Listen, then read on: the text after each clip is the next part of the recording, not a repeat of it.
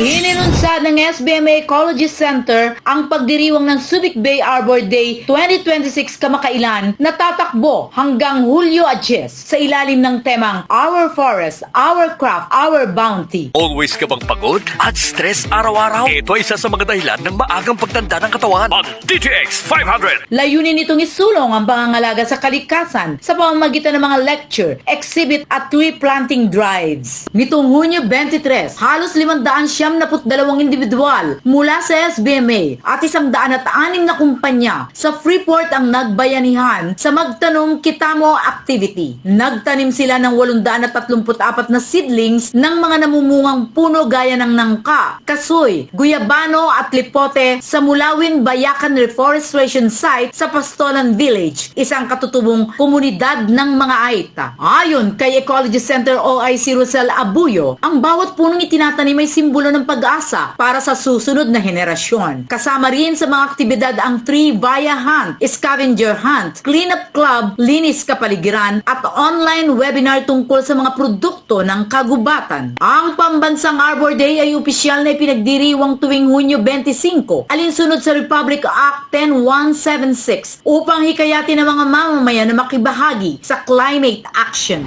Balita mula sa SBMA Olongapo City Central Luzon. Aileen Cueva Sanchez para sa Kampyon na Himpilan, Kampyon sa Balita Serbisyo Publiko at Kasiyahan sa buong Pilipinas. K5 News FM. Always ka bang pagod at stress araw-araw? Ito ay isa sa mga dahilan ng maagang pagtanda ng katawan. Ang DTX 500!